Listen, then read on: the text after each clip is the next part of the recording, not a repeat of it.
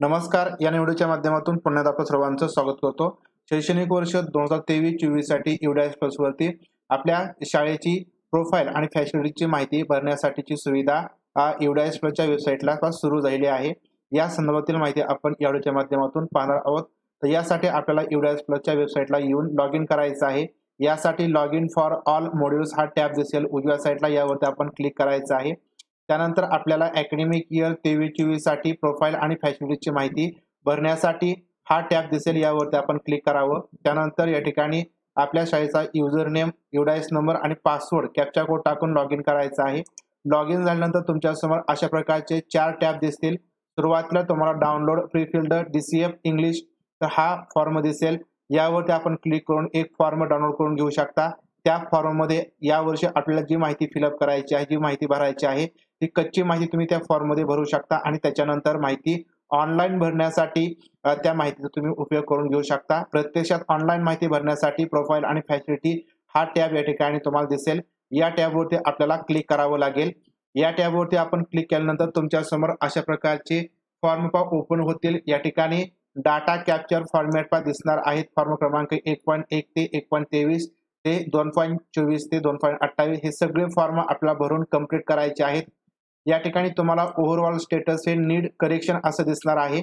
म्हणजे आपल्याला जे काही या वर्षीचे 23-24 चे फॉर्म आहेत त्याच्यामध्ये माहिती भरून ते पूर्ण करायचे आहेत. यासाठी तुम्हाला नीड करेक्शन असं सगळ्या फॉर्म समोर दिसणार आहे. आपण ज्यावेळेस फॉर्म भरून कंप्लीट करू त्यावेळेस तुम्हाला या ठिकाणी कंप्लीटेड असं दिसेल. त्यानंतर या ठिकाणी जर गेल्या वर्षीची आपण 22-23 ची माहिती आपल्याला भरलेली पाहिजे असेल तर आपण प्रिव्हियस इयर डाटा यावरती क्लिक करून पाठीमागची माहिती पाहू शकतो. तर आता आपण या ठिकाणी प्रत्यक्षात फॉर्म भरण्यासाठी सुरुवात करूया. यासाठी आपण डायरेक्टली 1.24 ते 1.36 यापासून सुरुवात करायचं आहे. किंवा जर तुम्हाला प्रोफाईल मधील माहिती पाहिजे असेल की बरोबर आहे किंवा नाही, तर यासाठी आपण 1.1 ते 1.23 यावरती क्लिक करायचं आहे. त्यानंतर या ठिकाणी तुमच्या शाळेची सगळी माहिती दिसेल. आपल्या शाळेचे मुख्याध्यापकांचं नाव, मोबाईल नंबर, त्यानंतर या ठिकाणी रिस्पॉन्डंट नेम वगैरे दिसणार आहे. सगळी माहिती आपली बरोबर असल्याची खात्री करा. त्यानंतर नेक्स्ट यावरती क्लिक करा. नेक्स्ट याच्यावरती आपण क्लिक केल्यानंतर आपल्या समोर पुढचा फॉर्म ओपन होईल. लँग्वेज अँड अदर्स या ठिकाणी आपल्याला 1.24 क्रमांकाच्या मुद्द्यामध्ये आपल्या शाळेमध्ये पहिली भाषा मराठी हा विषय घेऊन कोणत्या वर्गातील विद्यार्थी शिकतात याची माहिती आपल्याला भरायची आहे. यासाठी आपण वर्ग चूज करायचा आहे. यासाठी सिलेक्ट क्लास यावरती क्लिक करावं. त्यानंतर जेवढे वर्ग असतील मराठी भाषा विषय शिकणारे तर तेवढे वर्ग आपल्याला सिलेक्ट करायचे आहेत आणि ओके करायचं आहे. त्यानंतर या ठिकाणी बॉईज मुलांची संख्या, मुलींची संख्या आणि ट्रान्सजेंडर असेल त्यांची संख्या या ठिकाणी नमूद करायची आहे. त्यानंतर दुसरी लँग्वेज जर इंग्लिश असेल तर इंग्लिश या ठिकाणी चूज करायची. नंतर वर्ग आपण या ठिकाणी चूज करायचे आहे. त्यांची मुलांची आणि मुलींची संख्या या ठिकाणी टाकायची आहे. तिसरी जर लँग्वेज आपल्या शाळेमध्ये असेल पण हिंदी किंवा इतर कोणती असेल ती या ठिकाणी लँग्वेज आपण चूज करायची आहे.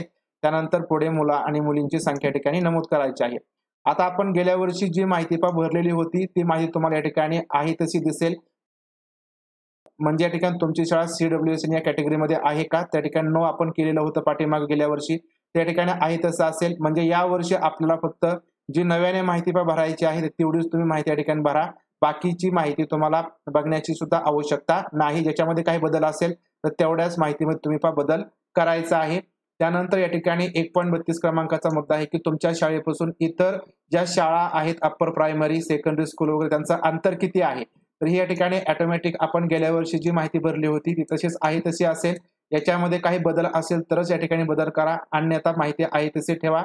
त्यानंतर आपल्याला 1.34 क्रमांकाच्या मुद्द्यामध्ये प्रिव्हियस इयर जे पाठीमागील शैक्षणिक वर्षामधील जे कामकाजाचे दिवस आहेत तर ते किती आहेत त्या ठिकाणी तुम्ही एंटर करायचे आहेत. त्यानंतर 1.35 क्रमांकाच्या मुद्द्यामध्ये CCE आपण इम्प्लिमेंट करतो का, त्या ठिकाणी आपण करतो तर यस यावरती क्लिक करायचं आहे आणि त्यानंतर आपला फॉर्म सेव्ह करायचा आहे. सेव्ह झाल्यानंतर आपण नेक्स्ट याच्यावरती क्लिक करून पुढचा फॉर्म आपल्या समोर ओपन होईल.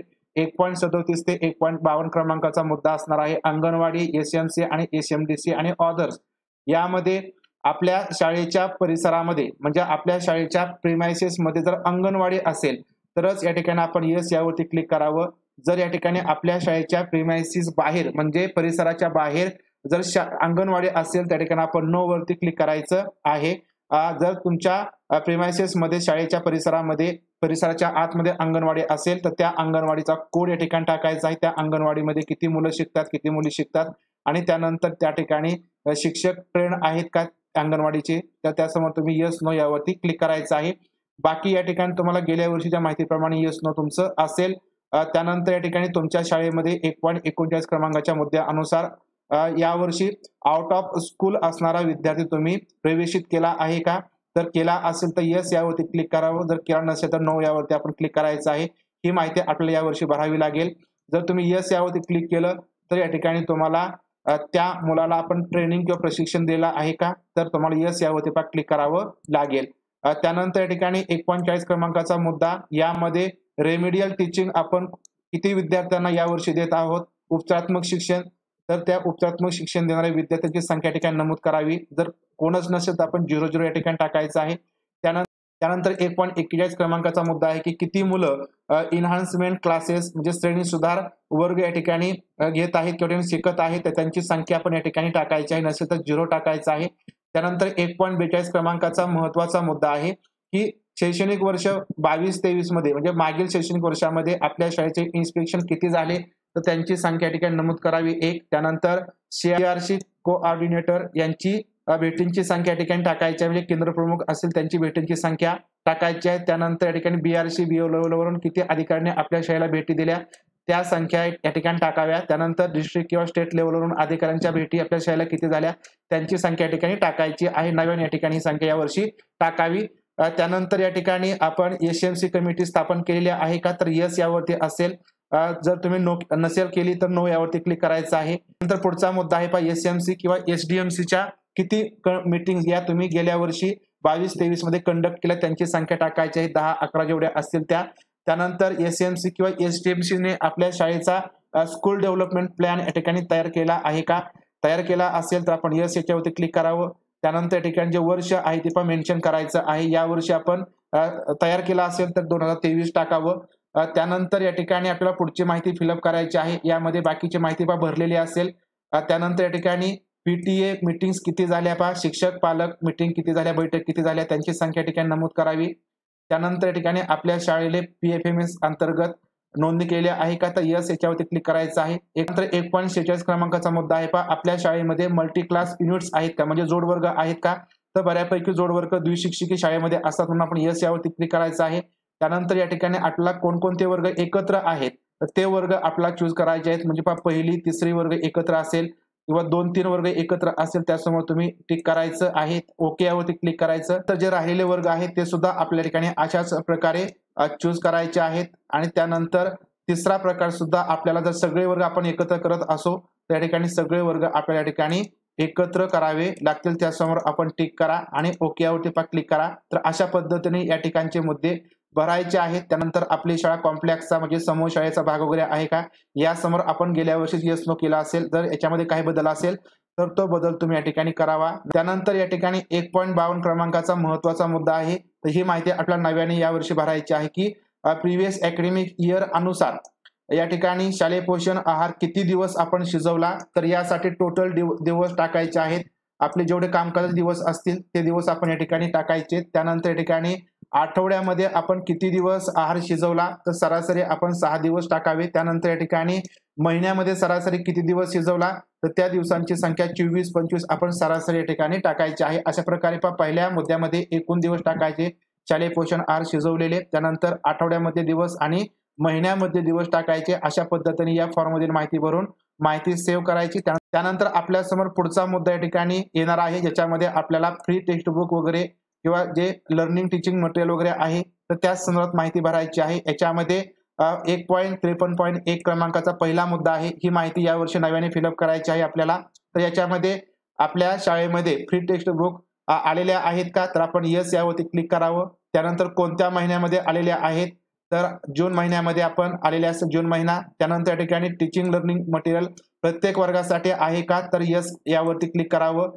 लँग्वेज विषयांसाठी किती विद्यार्थ्यांसाठी टीचिंग मटेरियल अवेलेबल आहे, तर आपल्या वर्गातील शाळेतील विद्यार्थ्यांची संख्या या ठिकाणी आपल्याला नमूद करायची आहे. त्यानंतर गणितासाठी टीचिंग मटेरियल आहे का, तर त्या विद्यार्थ्यांची संख्या या ठिकाणी आपल्याला नमूद करायची आहे.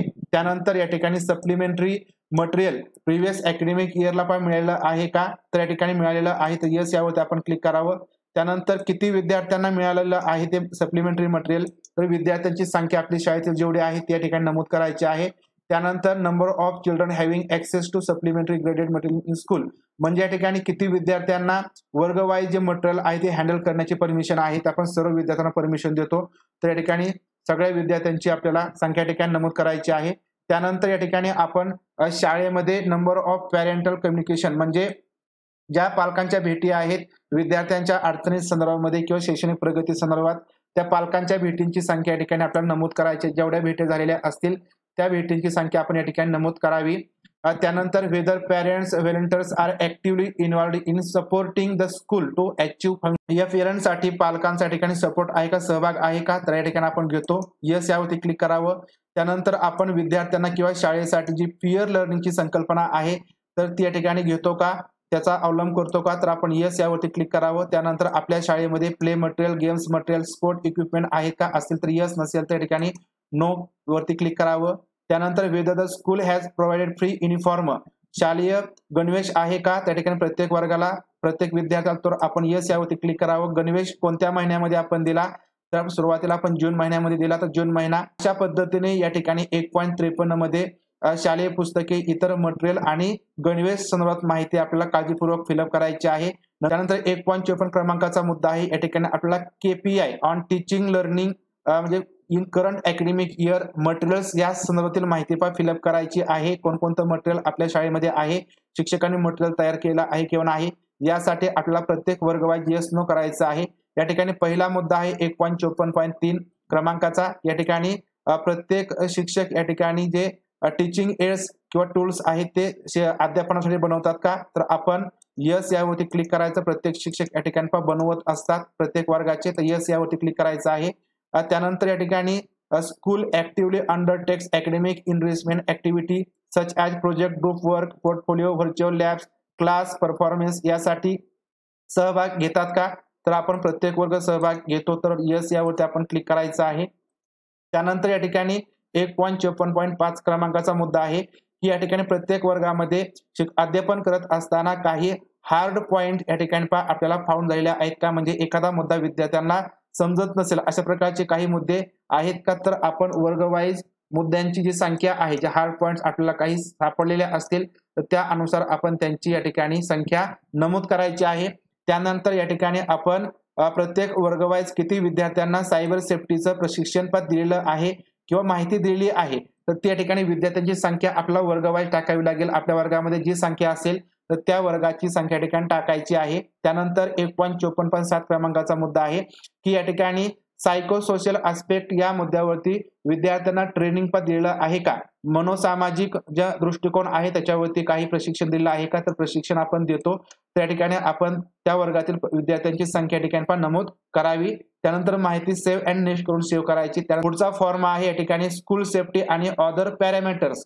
तर स्कूल सेफ्टी यामध्ये गेल्या वर्षी आपण ज्या समोर यस नो केलं होतं ते आहे तसं येणार आहे. याच्यामध्ये सर्व मुद्दे आपण व्यवस्थित वाचावे. काही मुद्दे आपण गेल्या वर्षी नो केले असतील आणि ते आपण यावर्षी त्या सुविधा घेतलेल्या असतील, म्हणजे थोडक्यात जर सीसीटीव्ही कॅमेरे आपण गेल्या वर्षी नो केलं होतं यावर्षी बसवले असतील त्यासमोर यस करावं. त्यानंतर या ठिकाणी नॉन स्ट्रक्चरल सेफ्टी ऑडिट जर यावर्षी आपण केलं असेल, गेल्या वर्षी केलं नव्हतं नो केलेलं आहे, यावर्षी केलं असेल तर यस करावं. ज्या समोर बदल असेल त्यासमोर आपण यस नो करावं. बाकी या ठिकाणी काही बदल करण्याची आवश्यकता नाही. त्यानंतर या ठिकाणी पहा की जे सेफ्टी आणि सिक्युरिटी ऑडिट आहे ते वर्षातून आपण किती वेळेस करतो, वर्षातून एकदा, दोनदा, तीनदा. तर यामध्ये काही बदल असेल, 3 वेळेस आपण केला असेल तर त्यावेळेस तुम्ही तो जो मुद्दा आहे 3 टाइम्स तो या ठिकाणी चूज करू शकता, किंवा 2 वेळेस केलं जात असेल तर 2 वेळेस हा मुद्दा या ठिकाणी आपल्याला ठेवायचा आहे. बाकी या ठिकाणी जो मुद्दा आहे तो शिक्षकांची जे अटेंडन्स आहे ती आपण कशा पद्धतीने नोंदवता. आता याच्यामध्ये इलेक्ट्रॉनिकली गेल्या वर्षी हा एक मुद्दा होता, परंतु या वर्षी अटेंडन्स रजिस्टर यावरती आपण हजेरी घेतो, तर हा मुद्दा आपण या ठिकाणी क्लिक करावा. त्यानंतर या ठिकाणी स्टुडंट अटेंडन्स आपण कशा पद्धतीने घेतो, तर या ठिकाणी इलेक्ट्रॉनिकली आपण गेल्या वर्षीप्रमाणे जर केलेली असेल तर आता या ठिकाणी अटेंडन्स रजिस्टर हा मुद्दा आलेला आहे. आपण या ठिकाणी अटेंडन्स रजिस्टरवरती आपण या ठिकाणी हजेरी घेतो, तर त्या मुद्द्यासमोर आपण टिक करावं.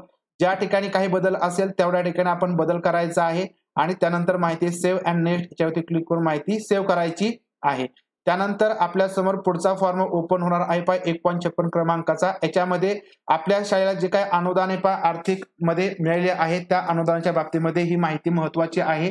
तर यामध्ये आपल्याला पाठीमागच्या अकॅडमिक वर्षामध्ये जे शैक्षणिक वर्ष 22-23 आहे, या 22-23 या शैक्षणिक वर्षामध्ये किती संयुक्त अनुदान आपल्या शाळेला प्राप्त झालं ते अनुदानाची रक्कम या ठिकाणी टाकायची. त्यानंतर ते तुम्ही खर्च केले आहे का तर तेवढी खर्च केलेली रक्कम या ठिकाणी टाकावी. लायब्ररी ग्रंथालयाचं अनुदान किती मिळालं ते रक्कम या ठिकाणी टाकावी मिळाली असेल तर. त्यानंतर मेजर रिपेअरिंगसाठी काही अनुदान मिळालं असेल त्याची रक्कम या ठिकाणी टाकावी. त्यानंतर स्पोर्ट किंवा फिजिकल एज्युकेशनसाठी किती रक्कम मिळाली असेल त्या ठिकाणी पुढे भरावी. त्यानंतर मीडिया आणि कम्युनिटी मोबिलायझेशन यासाठी काही रक्कम मिळालेली आहे का अनुदान मिळालं असेल त्याची रक्कम या ठिकाणी टाकावी. त्यानंतर SMC किंवा SMDC साठीचं काही अनुदान मिळालं असेल ती रक्कम या ठिकाणी टाकावी. त्यानंतर या ठिकाणी grant for support at pre school लेवलसाठी काही अनुदान मिळालेलं आहे का मिळालं असेल त्या ठिकाणी तुम्ही ती माहिती भरायची आहे. अशा प्रकारे या ठिकाणी अनुदानाविषयी माहिती आपल्याला भरायची आहे. त्यानंतर पुढचा मुद्दा आहे पहा financial assistant received by the school last academic year. पाठीमागच्या अकॅडमिक वर्षामध्ये नॉन गव्हर्नमेंट ऑर्गनायझेशन NGO कडून काही रक्कम मिळालेली असेल तर यावरती यस करायचं. त्यानंतर कोणाकडून रक्कम मिळाली त्याचं नाव या ठिकाणी टाकायचं, किती रक्कम मिळाली त्या ठिकाणी रक्कम टाकायची आहे. जर मिळाली नसेल तर नो यावरती आपल्याला क्लिक करावं लागेल. पब्लिक सेक्टर अंडरटेकिंग याकडून काही रक्कम मिळाली असेल तर यस करावं, नसेल तर नो यावरती क्लिक करावं. कम्युनिटी लोकांकडून लोकसभाकडून काही रक्कम मिळाली असेल तर यस करावं, नसेल तर नो. आणि ऑदर कडून काही मिळाली असेल तर यस करावं, नसेल तर या ठिकाणी नो करायचं आहे. तर अशा पद्धतीने 1.57 क्रमांकाचा हा मुद्दा आपल्याला फिलअप करायचा आहे. त्यानंतर 1.58 क्रमांकाच्या मुद्द्यामध्ये तुम्ही सिटी आयटम साठी रजिस्टर मेंटेन करता का मेंटेन आपण करतो, यस करायचं आहे. स्पोर्ट इक्विपमेंट साठी रजिस्टर असेल तर यस करावं. लायब्ररी बुक साठी आपण रजिस्टर मेंटेन करतो तर यस करावं, नसाल करत तर नो यावरती क्लिक करायचं. त्यानंतर या ठिकाणी पुढचा हा मुद्दा या वर्षी नव्याने ऍड झालेला आहे. याच्यामध्ये आपण शैक्षणिक वर्ष 22-23 साठी म्हणजे पाठीमागच्या शैक्षणिक वर्षामध्ये आपल्याला या ठिकाणी जे काही अनुदान मिळालं आहे ते अनुदान तुम्ही कशासाठी किती खर्च केलं तर याचा तपशील या ठिकाणी तुम्हाला द्यायचा आहे. याच्यामध्ये 1.59.1 क्रमांकाच्या मुद्द्यामध्ये मेंटेनन्स आणि हाऊसकीपिंग साठी तुम्ही किती खर्च केले तुम्हाला मिळालेल्या अनुदानापैकी ते अनुदानाची रक्कम तुम्हाला या ठिकाणी डिव्हाइड करून टाकावी लागेल. टीचर्स शिक्षकांसाठी किती रक्कम खर्च केली ती या ठिकाणी टाकायची आहे. कन्स्ट्रक्शन वर्क म्हणजे काही तुम्हाला तयार करण्यासाठी काही निर्माण करण्यासाठी किती रक्कम खर्च केली त्या ठिकाणी तुम्हाला टाकावी लागेल. त्यानंतर वरील पैकी सोडून जी काय रक्कम ऑदर कामासाठी तुम्ही खर्च केली असेल ती ऑदर मध्ये तुम्हाला या ठिकाणी टाकावी लागेल. अशा प्रकारे तुम्हाला इकडं तुम्ही जेवढं अनुदान मिळालं जेवढं खर्च केलं त्याचा तपशील तुम्हाला या ठिकाणी भरायचा आहे. तो पण मॅच झाला पाहिजे. तर अशा पद्धतीने तुम्ही जो खर्च केला तो तुम्हाला याप्रमाणे या ठिकाणी टाकायचा आहे. त्यानंतर ही माहिती तुम्हाला सेव्ह अँड नेक्स्ट करून पुढच्या फॉर्मवर तुम्ही या ठिकाणी जायचं आहे. त्यानंतर पुढचा फॉर्म आपल्या समोर ओपन होईल 2.1 ते 2.6 हा ओपन होईल. याच्यामध्ये फिजिकल फॅसिलिटीज, इक्विपमेंट्स, कॉम्प्युटर आणि डिजिटल इनिशिएटिव्ह याविषयीची माहिती फिलअप करायची, वर्ग संख्या वगैरे, वर्ग खोल्या, त्यानंतर डिजिटल क्लासरूम वगैरे किती आहेत. आता ही या माहितीमध्ये गेल्या वर्षीची माहिती असणार आहे. जो काही बदल असेल तोच बदल या ठिकाणी आपण करावा. जर नवीन वर्ग खोली वगैरे आपण बांधलेली असेल तर आपण या ठिकाणची माहिती बदलू शकतो. अन्यथा गेल्या वर्षीप्रमाणे या वर्षी माहिती असेल तर या ठिकाणी माहितीमध्ये बदल करण्याची आवश्यकता नाही. त्यानंतर या ठिकाणी आपल्याला आपल्या शाळेमध्ये लाईट आहे का, लाईट असेल त्या ठिकाणी यस, नसेल तर नो. त्यानंतर असेल परंतु ती चालू नसेल तर आपण तिसरा ऑप्शन निवडावा. त्यानंतर या ठिकाणी जर लाईट कनेक्शन असेल तर या ठिकाणी तुमच्या वर्गामध्ये किती फॅन्स आहेत त्यांची संख्या नमूद करावी. AC किती आहेत त्यांची संख्या ठिकाणी नमूद करावी. हीटर्स किंवा ब्लावर्स असतील त्यांची संख्या ठिकाणी नमूद करायची आहे. त्यानंतर या ठिकाणी वर्ग खोल्या सोडून आपल्या शाळेमध्ये इतर काही रूम आहेत का, ऑदर काही रूम्स आहेत का त्यांची संख्या ठिकाणी नमूद करायची आहे. या ठिकाणची संख्या आपण नमूद केल्यानंतर खालचे सगळे फॉर्म्स या ठिकाणी आपल्याला भरायचे आहेत. सगळ्या प्रश्नांची उत्तर द्यायची आहेत ज्याच्यामध्ये आपण या ठिकाणी ज्या ऑदर रूम्स वर्ग खोल्या सोडून भरलेल्या आहेत त्यापैकी हेड टीचरसाठी किंवा प्रिन्सिपलच्या खोल्या आहेत का, प्रिन्सिपलसाठी एखादी खोली आहे का यापैकी, असेल तर यस करा, नसेल तर नो करा. लायब्ररीसाठी एखादी सेपरेट रूम आहे का यापैकी, असेल तर यस, नसेल तर नो. तर ज्या ठिकाणी तुम्हाला तुमचा पर्याय यस असेल त्या ठिकाणी यस करा, नसेल तर नो करा. त्यानंतर शेवटचा प्रश्न आहे की या ठिकाणी कॉम्प्युटर लॅब आहे का तुमच्या शाळेमध्ये, असेल तर संख्या नोंदवायची आहे. त्यानंतर जर नसेल तर या ठिकाणी आपण 0 करायचं आहे. अशा पद्धतीने या ठिकाणची माहिती भरून आपल्याला सेव्ह अँड नेक्स्ट याच्यावरती क्लिक करायचं आहे. त्यानंतर आपल्यासमोर पुढचा फॉर्म ओपन होणार आहे, ज्याच्यामध्ये आपल्याला टॉयलेट फॅसिलिटी विषयी माहिती भरायची आहे. 2.7 ते 2.19 क्रमांकाचा मुद्दा आहे. आपल्या शाळेमध्ये टॉयलेट्स आहेत का, असेल तर यस. त्यानंतर मुलांसाठी किती, फंक्शनल किती, ही माहिती गेल्या वर्षी जी आहे तशी असणार आहे. याच्यामध्ये काही बदल असेल तरच बदल करावा, जर बदल नसेल तर माहिती यामध्ये भरण्याची आवश्यकता असणार नाही. त्यानंतर हँड वॉश स्टेशन वगैरे आहे का, ही गेल्या वर्षीची माहिती असेल. त्यानंतर पुढचा नव्याने मुद्दा ऍड करण्यात आला, ज्याच्यामध्ये location of the toilet facility available. जी टॉयलेट फॅसिलिटी आहे ती कशा प्रकारे उपलब्ध आहे, म्हणजे या ठिकाणी बिल्डिंग मध्येच आहे का, बिल्डिंग मध्येच असेल शाळेच्या, तर आपला पहिला मुद्दा या समोर टिक करायचे आहे. त्यानंतर दुसरा मुद्दा आहे, जर इमारतीच्या बाहेर असेल म्हणजे शाळेच्या प्रांगणामध्ये, तर आपल्याला दुसरा मुद्दा या समोर टिक करावी लागेल. त्यानंतर पुढचा मुद्दा आहे की टॉयलेटमध्ये मुलींसाठी इन्साइनरेटर अवेलेबल आहे का, असेल तर यस करावं, नसेल तर नो. असेल परंतु ते बंद असेल तर तिसरा ऑप्शन या ठिकाणी चूज करायचा आहे. त्यानंतर मुलींसाठी सॅनिटरी पॅड व्हेंडिंग मशीन आहे का, असेल तर यस, नसेल तर नो. जो मुद्दा आपल्याला लागू असेल तो आपण या ठिकाणी यस नो करावा.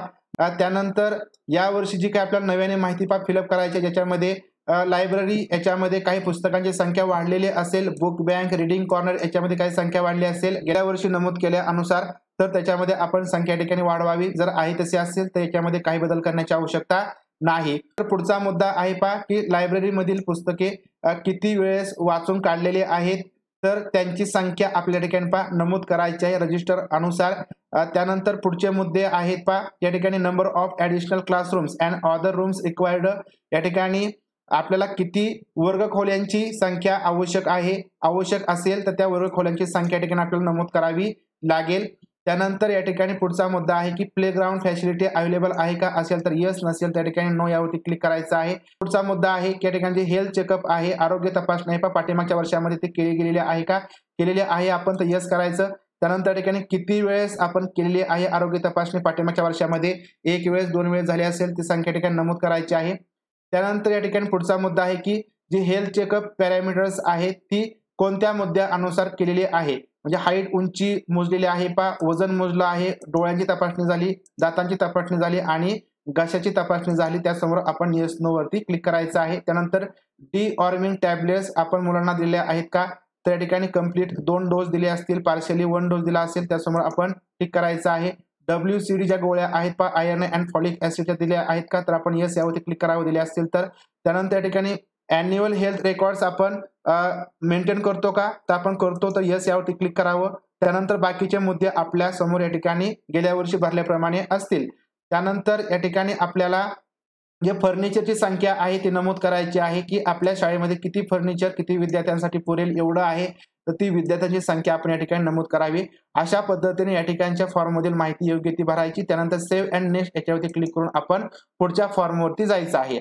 आता या ठिकाणी 2.20 ते 2.23 क्रमांकाचा मुद्दा आहे physical facilities and equipment in schools. म्हणजे आपल्या शाळेमध्ये ज्या फिजिकल फॅसिलिटी आहेत किंवा जे साहित्य आहे त्यांची संख्या या ठिकाणी आपल्याला नमूद करायची आहे. या ठिकाणी हे प्रायमरीसाठी आपल्याला या ठिकाणची माहिती भरण्याची आवश्यकता नाही. ज्या शाळांना हे फॉर्म लागू असतील तर त्या शाळांनी ही माहिती फिलअप करायची, बाकीच्यांना या माहितीमध्ये कोणतीही माहिती भरण्यासाठीचे ऑप्शन या ठिकाणी येत नाहीत. त्यानंतर 2.21 क्रमांकाचा मुद्दा हा सर्वांसाठी असणार आहे की याच्यामध्ये आपल्या शाळेमध्ये काही रेसिडेन्शियल किंवा हॉस्टेल किंवा बोर्डिंगची सुविधा आहे का, असेल तर आपण यस करावं. त्यानंतर सुविधा असेल तर किती मुलं किती मुली राहतात त्यांची संख्या नमूद करायची, नसेल तर आपण नो यावरती क्लिक करावं. त्यानंतर पुढचा मुद्दा या ठिकाणी लागू होत नाही प्रायमरी शाळांसाठी, ज्यांना लागू होईल त्यांनी माहिती या ठिकाणी भरावी. त्यानंतर या ठिकाणी 2.23 क्रमांकाचा मुद्दा आहे की does the school have the following equipments, खालील प्रकारची साधनं आहेत का, audio visual public address system. म्हणजे या ठिकाणी आपल्या शाळेमध्ये जे ऑडिओ व्हिज्युअल साधनं आहेत त्या आहेत का, म्हणजे असेल तर आपण येस करावं, नसेल त्या ठिकाणी नो करावं. त्यानंतर बायोमेट्रिक डिव्हाइस आहे का, असेल तर येस करावं, नसेल तर नो करावं. अशा प्रकारची माहिती या ठिकाणी भरून आपण ही माहिती सेव्ह करायची आहे. नेक्स्ट याच्यावरती क्लिक करायचं आहे. त्यानंतर आपल्या समोर पुढचा फॉर्म ओपन होणार आहे शेवटचा फॉर्म आहे. याच्यामध्ये पार्ट बी मध्ये कॉम्प्युटर अँड डिजिटल इनिशिएटिव्हची माहिती फिलअप करायची आहे. तर या माहितीमध्ये सुद्धा गेल्या वर्षीप्रमाणेच या ठिकाणी आकडेवारी आहे ती ऑटोमॅटिक येणार आहे. यावर्षी काही बदल झाला असेल, नवीन तुम्ही काही कॉम्प्युटर पीसी वगैरे घेतले असतील, टॅबलेट्स घेतले असतील किंवा प्रिंटर प्रोजेक्टर काही घेतला असेल त्यांची संख्या या ठिकाणी नमूद करावी. जर या ठिकाणी गेल्या वर्षीप्रमाणे असेल तर या ठिकाणी काही माहिती भरण्याची आवश्यकता नाही. त्यानंतर या ठिकाणी 2.26 क्रमांकाचा मुद्दा नव्याने ऍड झालेला आहे की आपल्या शाळेमध्ये कॉम्प्युटर किंवा ICT लॅब अवेलेबल आहे का? लॅब अवेलेबल असेल तर येस करा, नसेल त्या ठिकाणी नो करा. जर अवेलेबल असेल येस केलं त्या ठिकाणी तुम्हाला नंबर ऑफ कॉम्प्युटर संख्या या ठिकाणी तुम्हाला नमूद करावी लागेल. किती कॉम्प्युटर आहेत, किती ICT लॅब आहेत त्यांची संख्या या ठिकाणी नमूद करावी. नसेल तर नो यावरती आपण क्लिक करायचं आहे. त्यानंतर या ठिकाणी खालचा मुद्दा आहे, does the school have following facility? शाळेमध्ये खालील प्रकारच्या सुविधा उपलब्ध आहेत का? ICT बेस्ड टूल्स शिक्षक टीचिंग मध्ये यूज करतात का? तर सगळेजण आपण यूज करतो, तर येस करावं. त्यानंतर आपल्या शाळेमध्ये ई कंटेंट किंवा डिजिटल कंटेंट्स किंवा रिसोर्सेस शाळेमध्ये आहेत का किंवा ते आपण वापरतो का? त्या ठिकाणी आपण येस करावं. त्यानंतर assistive tech based solution for CWSN अपंग विद्यार्थ्यांसाठी टेक बेस्ड काय असिस्टिव्ह आहे का? तर असेल तर येस, नसेल तर नो करावं. आपल्या शाळेमध्ये DTS किंवा TV चॅनल्स आपण यूज करतो का? करत असो तर या ठिकाणी येस करावं, नसेल तर नो करावं. त्यानंतर डिजिटल लायब्ररी आहे का? असेल तर येस, आणि जर येस केलं त्या ठिकाणी नंबर ऑफ ई बुक्स किती आहेत, ई कंटेंट किती अवेलेबल आहे त्यांची संख्या ठिकाणी नमूद करावी. नसेल तर नो याच्यावरती क्लिक करायचं आणि माहिती पहा सेव्ह याच्यावरती क्लिक करून माहिती सेव्ह करायची. तर अशा पद्धतीने ही माहिती सेव्ह होईल. सगळे फॉर्म या ठिकाणी आपण भरल्यानंतर आपल्या शाळेचे जे काय सगळे फॉर्म आहेत किंवा जी प्रोफाईल आणि फॅसिलिटी आहे तर त्यासमोर जे ओव्हरऑल स्टेटस आहे त्या ठिकाणी कम्प्लिटेड असं येणार आहे. एक फॉर्म आपण या ठिकाणी कम्प्लीट केल्यानंतर या ठिकाणी बघा कम्प्लिटेड असं स्टेटस येईल. तुमचे सगळे फॉर्म तुम्हाला अशाच पद्धतीने कम्प्लीट करायचे आहेत आणि त्याच्यानंतर ज्यावेळेस आपल्याला सगळे फॉर्म कम्प्लीट केल्यानंतर आपला UDISचा फॉर्म सबमिट करण्याची सुविधा उपलब्ध होईल. त्यावेळेस आपण फॉर्म सबमिट करायचे आहेत. तर अशा पद्धतीने आपण आपल्या शाळेसाठी या वर्षीची प्रोफाईल आणि फॅसिलिटीज मधील माहिती कोणकोणती फिलअप करायची आहे, कशा पद्धतीने फिलअप करायची या संदर्भातील माहिती आपण व्हिडिओच्या माध्यमातून पाहिलेली आहे. व्हिडिओ तुम्हाला आवडला असेल, माहितीपूर्ण वाटला असेल तर व्हिडिओ लाईक करा, व्हिडिओ शेअर करा. भेटूया अशाच प्रकारच्या नवीन माहितीपूर्ण व्हिडिओच्या माध्यमातून. तोपर्यंत धन्यवाद.